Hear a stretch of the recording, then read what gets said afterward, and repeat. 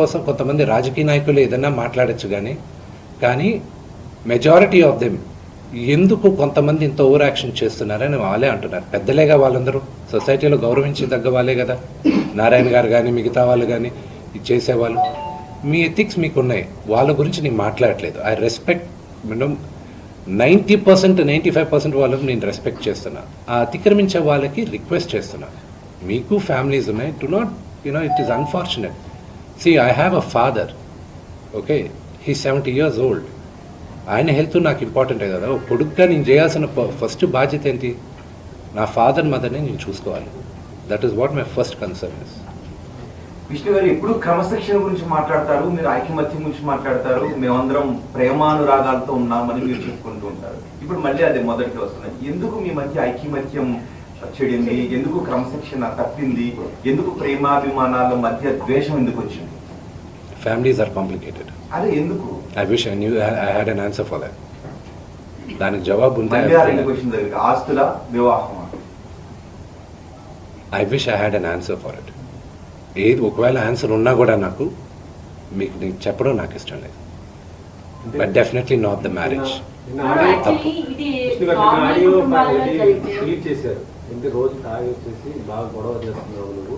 ఎవరు వినయ్ రెడ్డిని కూడా ఆయన మన కోసం వస్తే అతన్ని కూడా నువ్వు కొట్టి అవమానించావు. లేదు, అది పొరపాటు.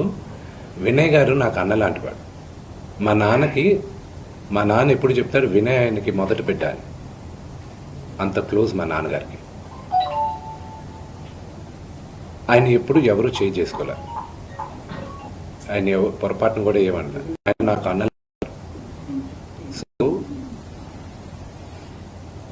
అది నాన్నగారు ఏం మాట్లాడారో దాంట్లో ఒకసారి క్లారిటీగా వినండి. ఆయన ఏం మాట్లాడారో దాంట్లో క్లారిటీగా ఉంది. దాని గురించి నేను వివరణ ఇవ్వాల్సిన అవసరం లేదు. ఓన్లీ దట్ వన్ కరెక్షన్ నేను చెప్పాల్సింది. వినయ్ గారికి నాకు ఉన్న సన్నిహితం దాదాపు ఒక 15 సంవత్సరాల నుంచి. ఆయన భారతదేశంలో గొప్ప గొప్ప స్థానాల నుంచి వచ్చారు, మీకు తెలుసు. అది నేను మీడియాలో చెప్పాల్సిన అవసరం లేదు. మీరందరూ కూడా ఆయన గౌరవిస్తారు. మీ అందరికీ తెలుసు ఆయన స్టేచర్ ఏంటో. ఒక అన్నలాంటి వ్యక్తి ఆయన. నాకు మా నాన్నగారే చెప్తారు ఆయనకు పెద్ద కొడుకని. సో దాని గురించి నేను ఎక్కువ చెప్పాల్సిన అవసరం లేదు. అండ్ ఆయన దాంట్లో చెప్పింది అది మీరు అర్థం చేసుకోవాలంతే.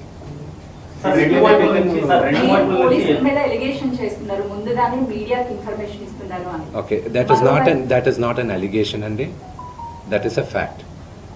నేను అలిగేషన్ ఇవ్వట్లేదు. పోలీసుల దగ్గర నేను తీసుకున్న రిసీప్ట్ కాపీస్ దగ్గర పైన కూడా ఉంది.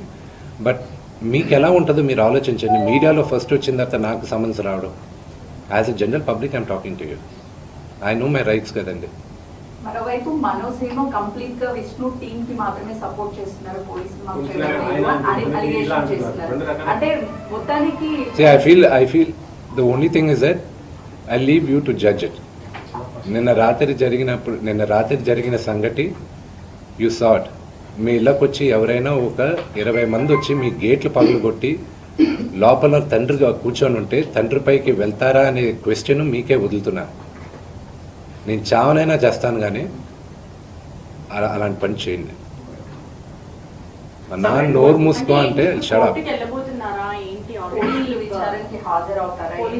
కంపల్సరీ నేను చెప్పాను కదండి, కమిషనర్ గారికి నేను రెస్పెక్ట్ ఇస్తాను. I give respect to the chair and I'll go. నాన్నగారికి ఇప్పుడు న్యూస్ బులెటిన్ ఇప్పుడే వచ్చింది కదా, medical bulletin. So once the CT scan is over and everything is over, నా పరిస్థితి ఇట్స్ కదిపితే ఏడ్చేటట్టున్నా. My mother is not feeling well at one side. అంటే మనోజ్ గారు ఆయన భార్య వచ్చిన తర్వాత మారిపోయాడు, వాళ్ళిద్దరు కలిసి ఇది అంతా చేస్తున్నారు అనేసి చెప్పారు ఆయన పార్టీ మీద. నాన్నగారు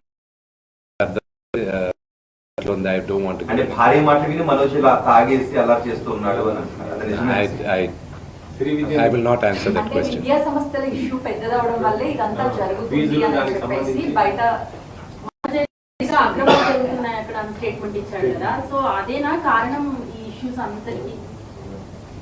అక్రమాలను బయట పెడితే ఇక దాడి చేస్తారా అంటున్నారు. దాని మీద They can do it.